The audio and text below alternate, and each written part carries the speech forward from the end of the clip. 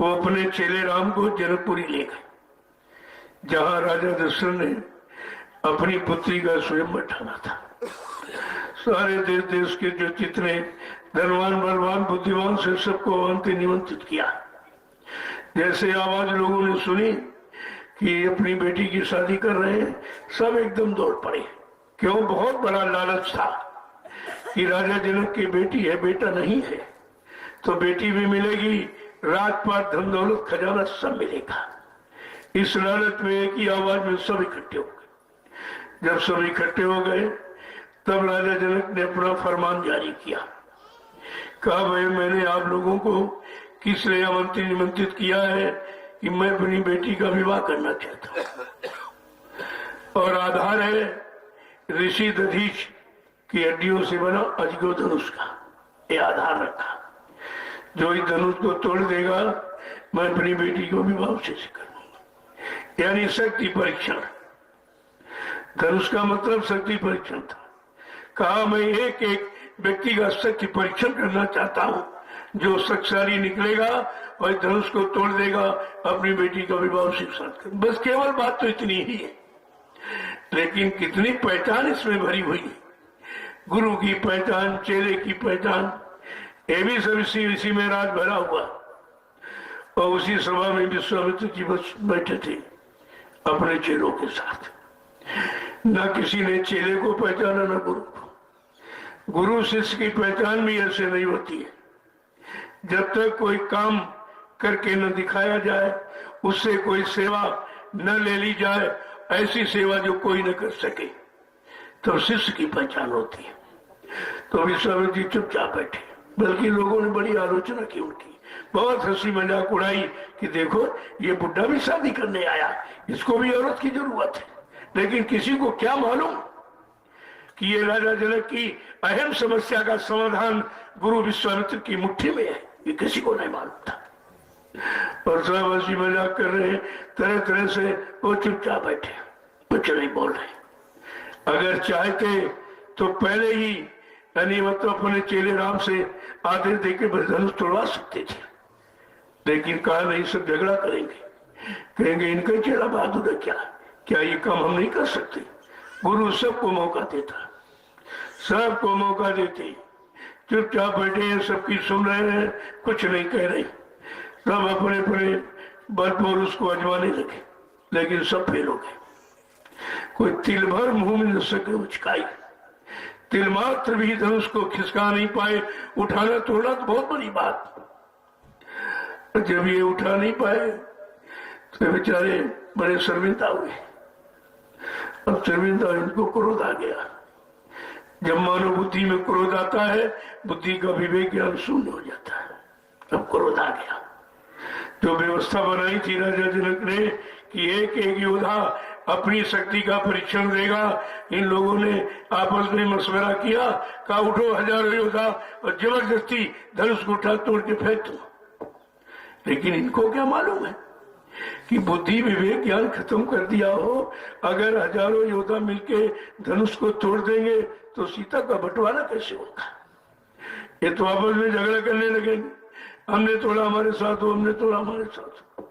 लेकिन जहां पर समय का गुरु बैठा होता है, ऐसा जघन्य अपराध नहीं होने देता। समय के गुरु विश्वामित्र जी वहीं बैठे थे, लेकिन उनकी अदृश्य शक्ति का परिचय तो किसी को नहीं। वो कौन सी दया कर रहे हैं, ये कैसे मतलब लोग रहे। जब हजारों योद्धा उठे, कहते सहस भूप सब एक ही मारा, और उठे उठावे टरे नटारा। हजारों योद्धा उठे, उनसे भी धनुष नहीं उठा, वो भी हार गए। सब हारी मान के बैठ गए। देखो गुरु के बोलने का समय कैसा होता है। गुरु कब अपने शिष्य को आदेश देते हैं कि जब सब हार जाते हैं, सबके बल पर समाप्त हो जाते हैं। और लिखा है कर कर चले सब दंड प्रणामा। दंडवत को प्रणाम करके जब सब चलने लगे, तब विश्वामित्र जी ने सोचा अब मेरे बोलने का समय उचित है।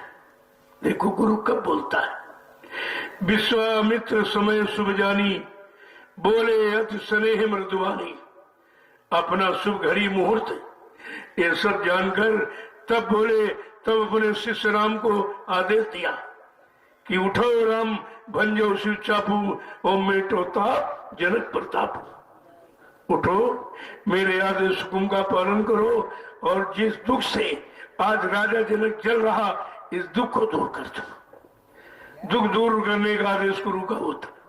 ये नहीं कहा उठो तोड़ो शादी कर लो, कहा नहीं, इसके दुख को दूर कर दो। जिस दुख से जल रहा है, दुखी है। उस समय राजा जनक राजा था, आज प्रजातंत्र में प्रजा ही राजा है। जब प्रजा उसी तरह चिल्लाएगी, मेरे दुख को दूर कर दीजिए, मेरे परेशानियों को दूर कर दिए, मुझे झगड़े झंझटों से अलग कर दिए, बीमारी महामारी दैव प्रकोप से बचा लीजिए, जब ऐसी आवाज भारत की जनता उठाएगी, तब समय का सदगुरु अपने शिष्यों को आदेश देंगे। इसके पहले आदेश मिलने वाला नहीं है। जो तरह तरह के सब भाषण कर रहे हैं, तरह तरह के फिरके बना के यानी सब भ्रमित कर रहे हैं, ये कुछ नहीं होगा।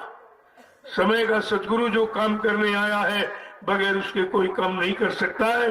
जैसे राजा जनक की सभा में वो भी बलवान बड़ा सुर भी बैठा था, और यानी वो रावण भी बैठा था, और ब्रह्मचारी परशुराम भी बैठे थे, लेकिन किसी की समझ में नहीं आया कि गुरु और शिष्य क्या होता है। कोई नहीं समझ पाया था। अरे जब वो शारीरिक गुरु थे, सामाजिक गुरु थे, आत्मिक गुरु नहीं थे विश्वामित्र जी, यानी सदगुरु नहीं थे।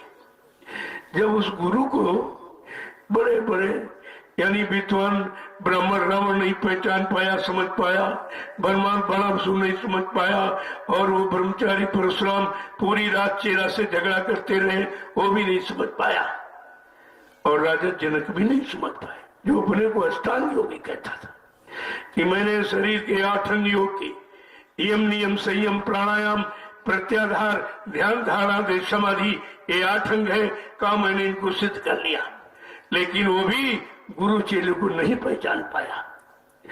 मैं ये कहना चाहता हूँ, बताना चाहता हूँ, इशारा करना चाहता हूँ, जब उस समय के ये बड़े बड़े लोग उस सामाजिक गुरु को नहीं समझ पाए, शारीरिक गुरु को नहीं समझ पाए, तो आज का ये कलयुग का ये यानी लोभी लालची व्यभिचारी कुपचारी, क्या ये समय के सदगुरु बाबा जय गुरुदेव जी महाराज को पहचान लेंगे? ये क्या ये पहचान पाएंगे?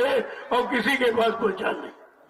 सब अपना अपना अंदाज लगा रहे, कोई कहा वो नेताजी है, कोई कह रहा वो कुछ है, कोई कह रहा है कुछ है। हमने कहा जो है उसकी पहचान तुम्हारे पास नहीं है।